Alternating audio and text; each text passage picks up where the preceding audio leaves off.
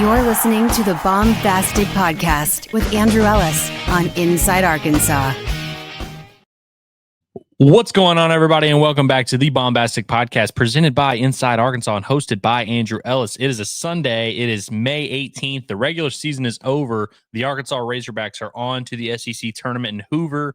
They finished up their regular season with a series win over the Tennessee Volunteers. If you missed that action and don't know what happened, check out those episodes. We got game recaps for each game, and we also had a little preview episode. We've been covering the content of the regular season as adamantly as anyone. And now we are on to the postseason. We are on to bigger and brighter, more fun games. But on today's episode, which, by the way, I'm not going to hold you guys too long.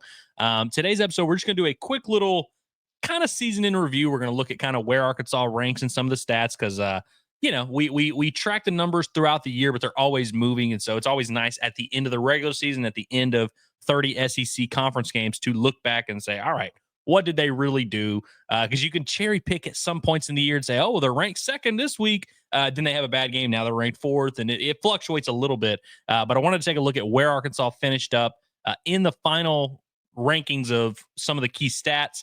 We're also going to take a look at some bold predictions that I had before the season, see how they aged. And we're also going to start, actually, by taking a look at where Arkansas was picked in the SEC preseason poll, where they finished up, and talk about some other teams that maybe fluctuated a good bit from their preseason expectation. But part of the reason I wanted to do this episode is because I feel like Hog fans and really sports fans in general, we're always on edge that we're like being sold a false bill of goods. You know, that's always the big fear preseason when we're covering the team and we're saying, hey, the pitching looks good here, and they've got this guy for this role, and they're set at third base. They got this guy in the outfield, and then the season starts and you start getting actually Brent Iredale sucks, and actually Zach Root sucks. And Hog fans are kind of always on edge that, this team is being overhyped. And hell, even this year alone, like I got a lot of messages throughout the year that were like, we were told that this team was different, and we were told that this team was going to do this. And people felt like they didn't get what they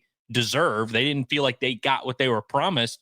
And I mean, we've covered it a lot on this show. I feel like the stark difference between what this team did this season and what they accomplished on paper, and kind of the perception of it and how it was viewed, night and day different. Like if you just checked Hog Twitter and didn't look at the games and didn't look at the results, you would probably think that Arkansas had a disappointing season. And so I wanted to take a look at it now that it is the regular season, at least, is completely over. And of course, it all really matters what you do in the postseason. So all this is kind of going to be for naught if Arkansas goes out there and chokes in the regional. But just where we are today, we got some time to kill now between now and Hoover. And of course, the Hogs don't play today. And so wanted to take a look at some of these numbers. So I'm going to pull up I guess I don't have it pulled up for you guys because it wouldn't fit in the graphic. But here was the SEC preseason coaches poll, the predicted order of finish for the SEC. This seems like an ancient history years ago. Texas A&M was the kind of runaway pick to win the conference. 10 of the 16 SEC head coaches picked them to win the conference. They were projected to finish first here by order finish with 228 points.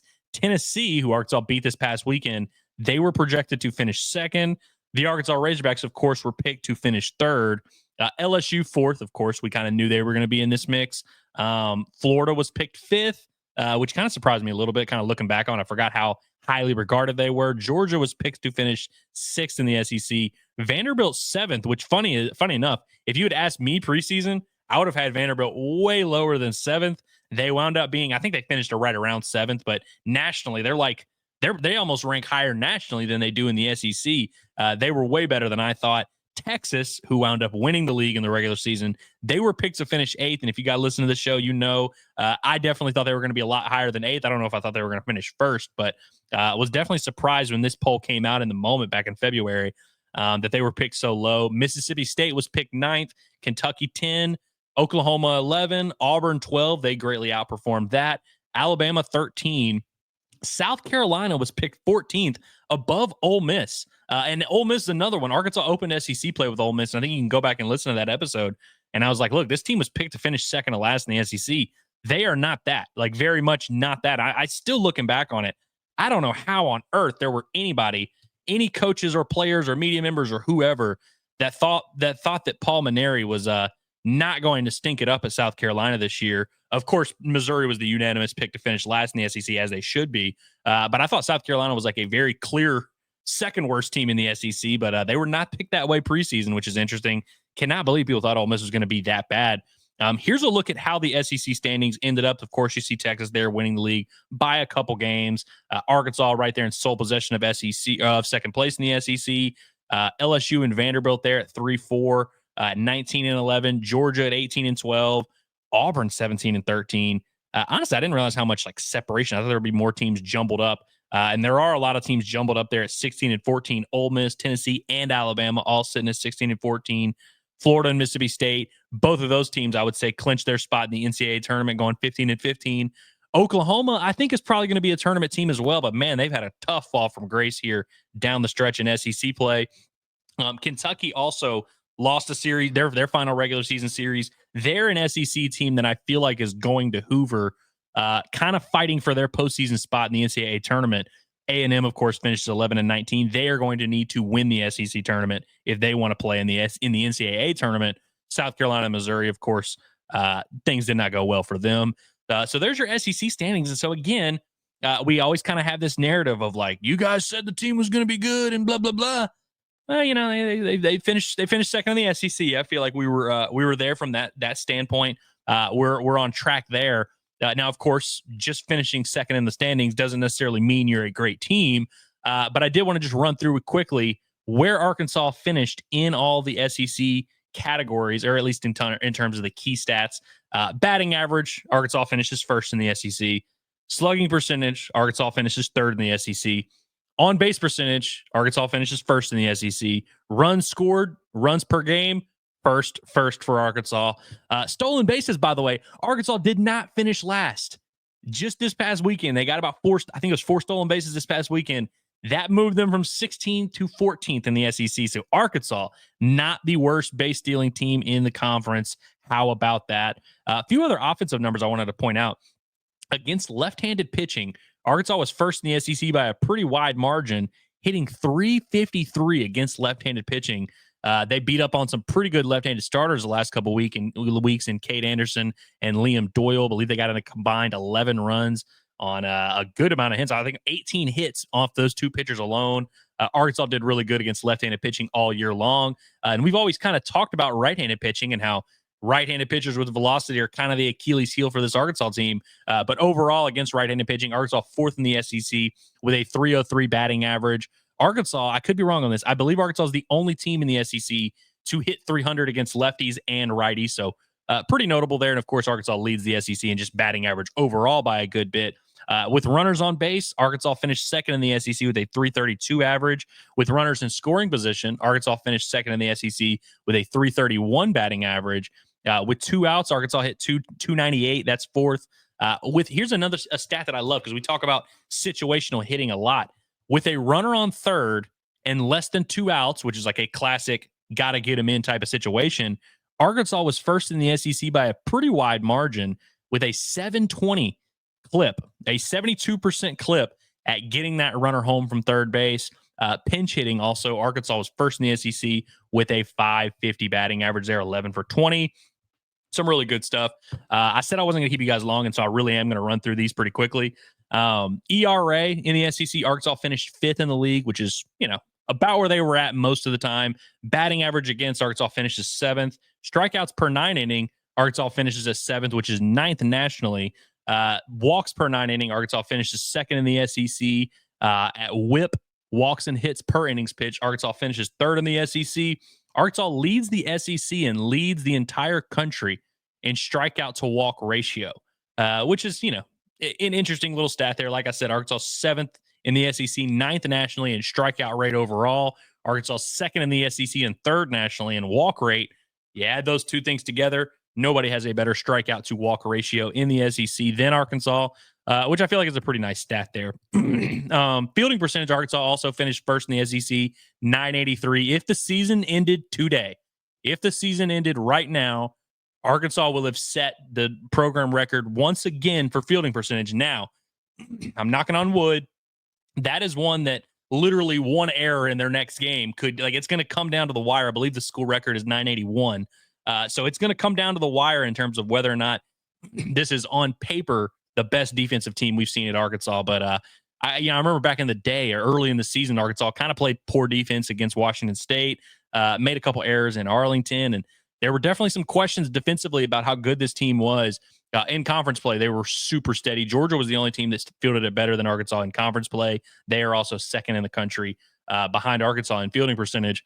Arkansas was just as solid as consistent, and it made a huge difference in some of their series. Quick look at the SEC leaderboard. Actually, before I do that, let's just run through where Arkansas was ranked nationally in some of these stats.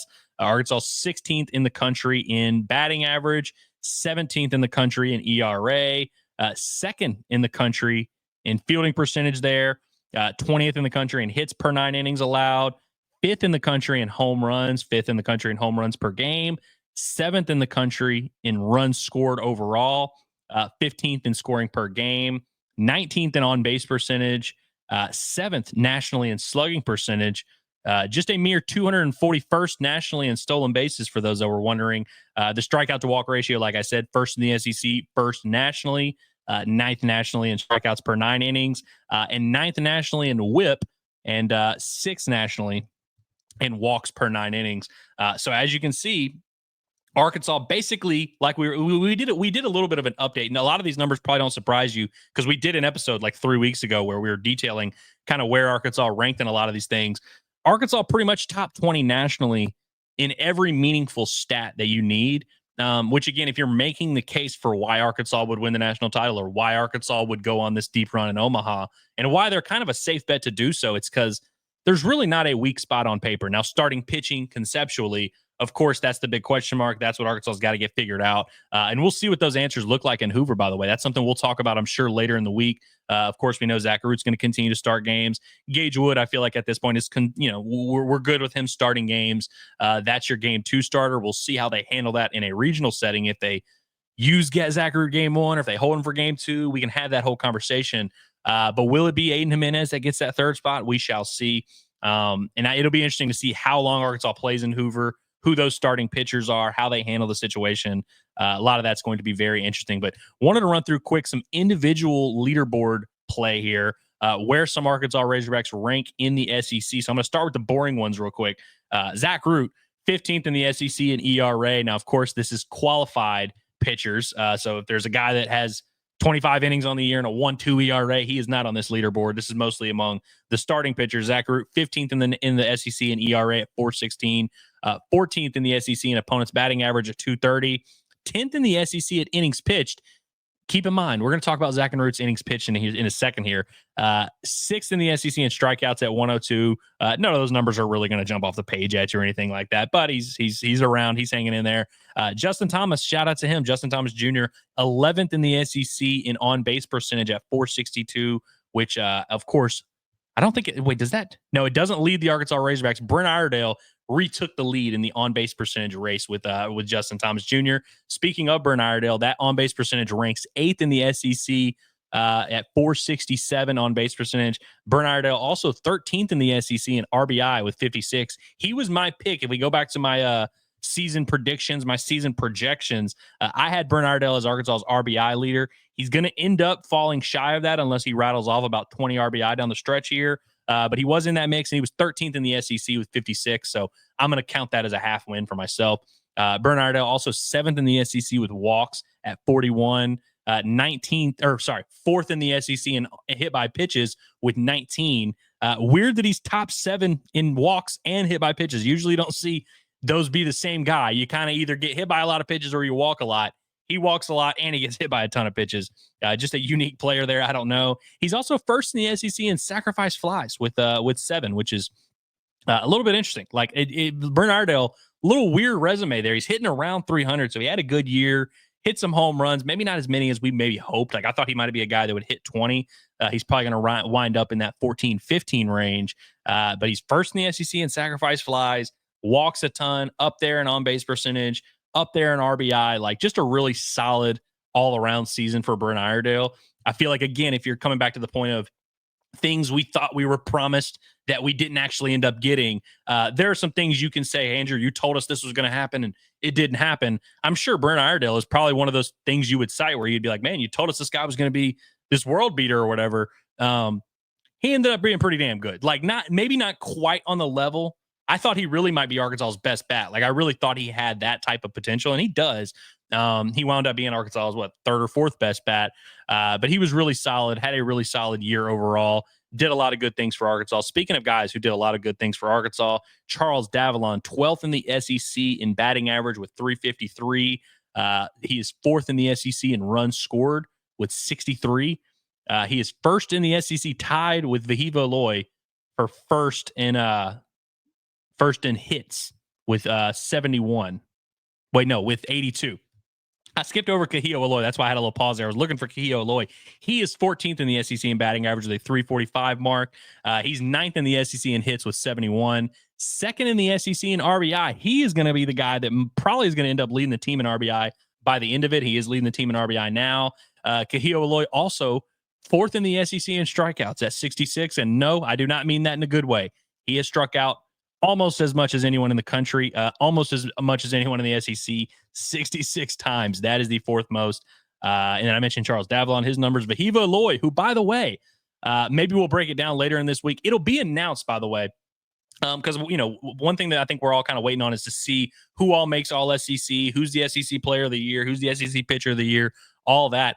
Vahiva Aloy has a very strong case. I talked about it a couple weeks ago and said he was probably the favorite.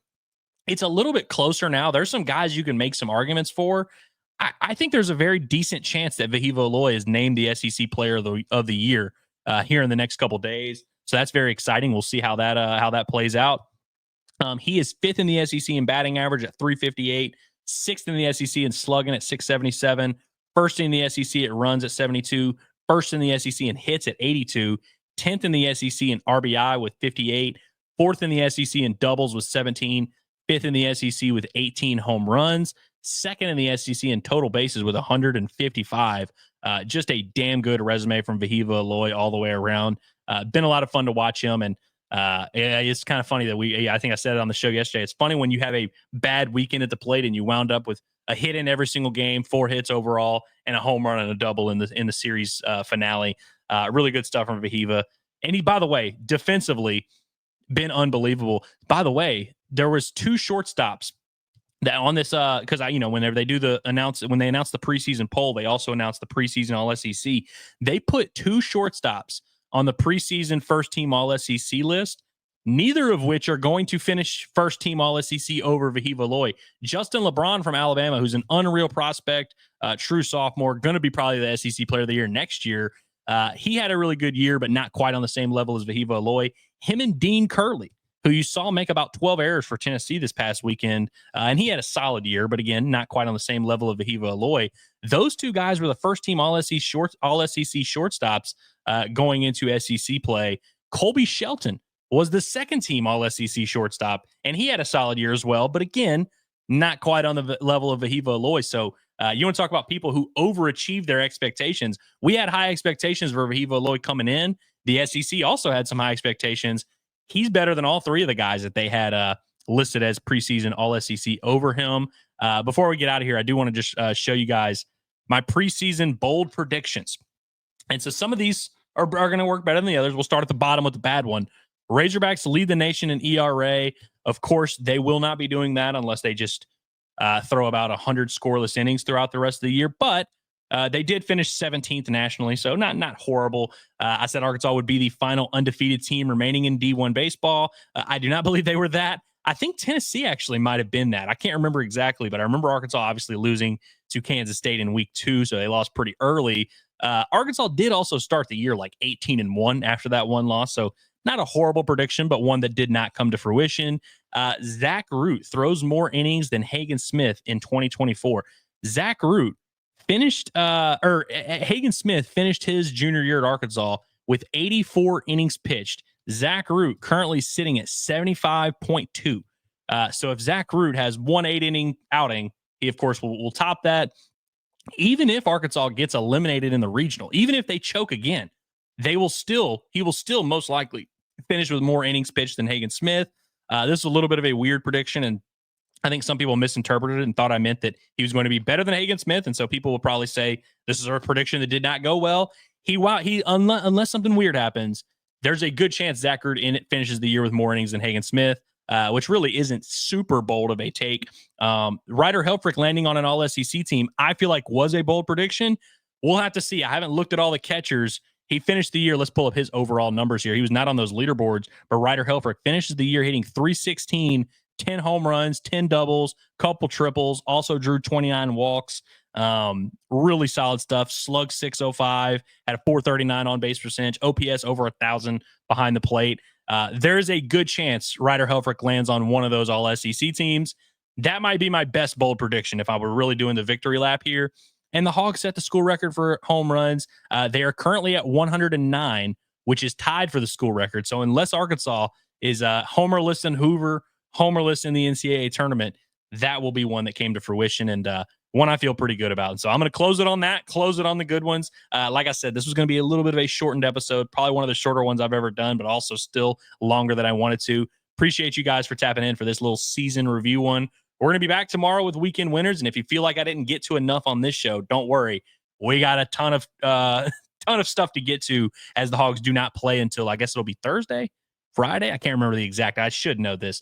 But we're excited for Hoover. We're going to be covering that, of course. I've got a fun interview for you guys in the works. You guys remember Chris Lanzilli, hero for Arkansas's 2022 College World Series team. We are in early negotiations. There's a chance we get Chris Lanzilli on the pod. Would really love to do that and would look forward to hearing from him, hearing his story, and talking some Razorback baseball. And so appreciate you guys for being here. I'm getting out of here. Y'all have a great Sunday. I'll see you guys at Strawberry Fest if you're going to that. Hopefully the rain holds off. But other than that, stay out of trouble. Have a great day. Woo damn pig. Hogs by 90. All that stuff.